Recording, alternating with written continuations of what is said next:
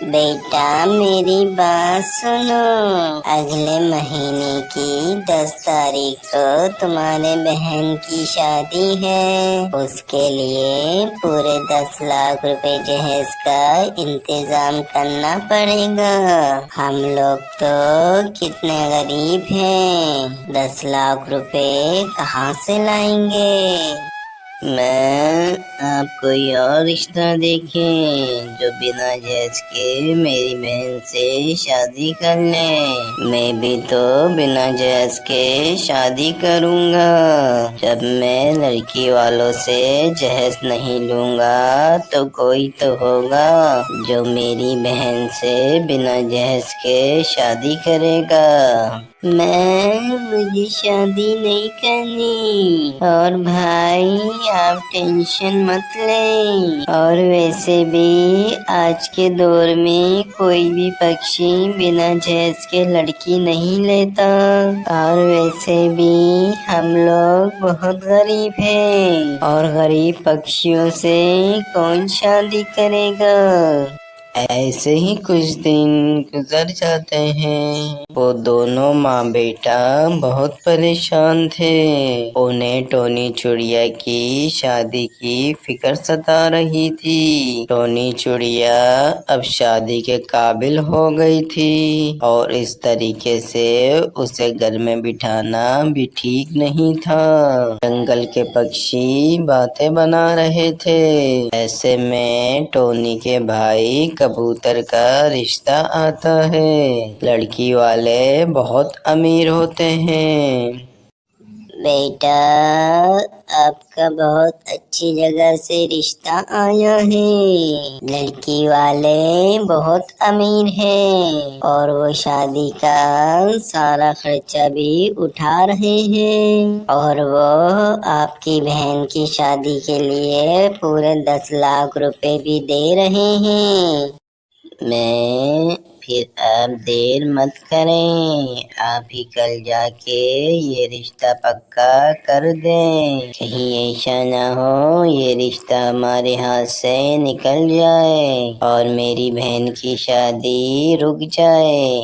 फिर सोनी चिड़िया अगले दिन लड़की वालों के घर जाती है। आए समझन जी, बैठिए। भाई मुझे ये रिश्ता कबूल है, पर आपको तो पता है मुझे अपनी बेटी की शादी के लिए 10 लाख रुपए की जरूरत है। बहन जी आप बिल्कुल फिक्र मत करें। मैंने आपको पहले ही कहा था कि पैसे मैं आपको दे दूंगा। आप बेफिक्र होके अपनी बेटी की शादी करें। बोले मैं आपको अभी कितने पैसे दे दूं? भाई आप मुझे अभी 5 लाख रुपए दे दें और 5 लाख शादी के बाद दे दिएगा। ऐसे ही कुछ समय गुजर जाता है और एक दिन कबूतर की शादी का दिन भी आ जाता है। लड़के वाले और लड़की वाले मंडप पे जमा होते हैं कि वहाँ पे कबूतर से शादी करने के लिए 3-3 लड़कियाँ आती हैं। भाई ये सब क्या है? मेरा तो एक ही बेटा है और यहाँ तो 3-3 दुल्हने हैं। अरे बहन जी आप परेशान मत हो। ये हमारे गांव की परंपरा है। हमारे घर की जितनी भी लड़कियां होती हैं वो एक ही दूल्हा से शादी करती हैं। भाई ये आप क्या कह रहे हैं? ये बात आपने मुझे पहले क्यों नहीं बताई? अरे बहन मैं आपको पहले बताता तो आप इस शादी के लिए राजी कहाँ होती। जरा ठंडे दिमाग से सोचें। इसके बदले मैं आपको 10 लाख रुपए भी तो दे रहा हूँ। आप धूमधाम से अपनी बेटी की शादी करें और अगर और भी पैसों की जरूरत हो तो मुझे बता दिएगा। भाई ये शादी नहीं हो सकती। मैं अपने बेटे के साथ ऐसा जुल्म नहीं कर सकती। तो फिर ठीक है, मैंने जो आपको 5 लाख रुपए दिए हैं आप मुझे वापस दे दें। ये सुन के सोनी चिड़िया थोड़ा घबरा जाती है, क्योंकि वो 5 लाख रुपए तो सोनी चिड़िया अपनी बेटी के जहेज में इस्तेमाल कर चुकी थी और बेटे के शादी के फौरन बाद बेटी की भी शादी करनी थी। अरे समझन जी, आप थोड़ा ठंडे दिमाग से सोचें। तीनों बहनें एक ही घर में आ जाएंगी तो आपका घर कितना अच्छा हो जाएगा। आपको किसी काम करने की जरूरत नहीं पड़ेगी और तीनों मिलके आपके बेटे का बहुत ख्याल रखेंगी। सोनी चिड़िया मजबूर थी, वो लड़की वालों के एहसान तले दबी हुई थी, इसलिए वो चुप हो जाती है। वो बहुत मजबूर थी और फिर ये शादी शुरू हो जाती है और कबूतर को 3-3 लड़कियों से शादी करना पड़ती है। वो तीनों कबूतर की पत्नी बन चुकी थी। शादी के बाद कुछ वक्त अच्छा गुजरता है। उसके बाद वो तीनों बहनें आपस में लड़ती रहती हैं।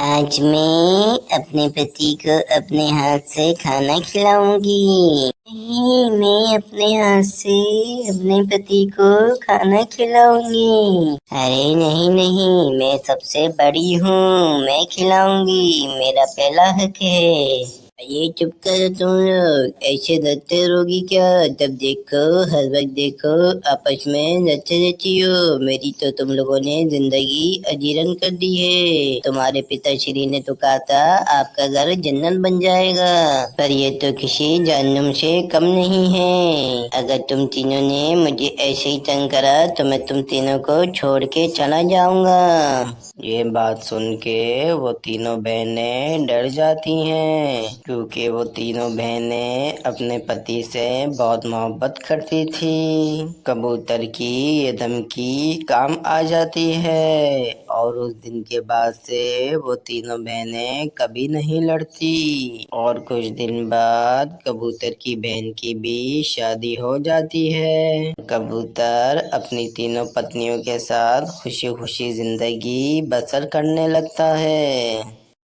कई दिनों से जंगल में जोरदार बारिश हो रही थी। हे भगवान, पता नहीं ये बारिश कब रुकेगी। पूरे घोंसले में बारिश का पानी टपक रहा है। अरे सोनी जल्दी भाग, कहीं ये घोंसला टूट ना जाए। अचानक तेज आवाज के साथ टूनी चिड़िया का घोंसला टूटकर गिर जाता है। अब उनके पास रहने का कोई ठिकाना नहीं था। हे भगवान, मेरे ऊपर ये कैसी मुसीबत आ गई। मैं कब तक अपनी बेटियों को लेकर इस बारिश में भटकती रहूंगी। अगर कहीं सर छुपाने की जगह मिल जाती तो बहुत अच्छा होता। तभी टूनी चिड़िया को दूर एक पेड़ के नीचे बहुत बड़ा गुलाब दिखाई देता है। माँ देखो, उस पेड़ के नीचे एक बड़ा सा गुलाब रखा हुआ है। चलो उस गुलाब में छुप जाते हैं। फिर टूनी चिड़िया अपनी बेटियों के साथ उस गुलाब के पास जाती है। अरे ये तो एक गुलाब लग रहा है, इसमें दरवाजे और खिड़कियाँ भी है। टूनी चिड़िया जल्दी से अपनी बेटियों के साथ उस गुलाब के अंदर चली जाती है। अरे चुलबुल, लग रहा है कि इस घर में पहले कोई रह रहा था। कोई बात नहीं माँ, अगर इस घर में कोई रह रहा होगा तब भी हम इस घर को नहीं छोड़ कर जाएंगे। चलो, मेरी दोनों बच्चियां तो सो गई, पर मैं नहीं सो सकती। मुझे रात भर जगकर इनकी रखवाली करनी होगी। इतनी रात में कोई जहरीला जीव जंतु इस घर में ना आ जाए। रात भर जागकर टूनी चिड़िया अपनी बेटियों की रखवाली करती है। ऐ चिड़िया, ये मेरा घर है, निकल मेरे घर से। चीचू भैया, मैं आपसे विनती करती हूँ, मुझे इस घर से ना निकालिए। जैसे ही बारिश रुकेगी हम यहाँ से निकल जाएंगे। थोड़ी देर बाद बारिश रुक जाती है और टूनी चिड़िया अपनी बेटियों को लेकर जाने लगती है। तभी चीचू कौवा टूनी चिड़िया से कहता है, तुम्हें कहीं जाने की जरूरत नहीं। तुम्हारा भाई इतना निर्दयी नहीं है जो तुम लोगों को इस घर से बाहर निकाल दे। अब से हम लोग साथ साथ रहेंगे। ये लो, मैं कुछ भोजन लेकर आया हूँ, खुद भी खा लो और बेटियों को भी खिला दो।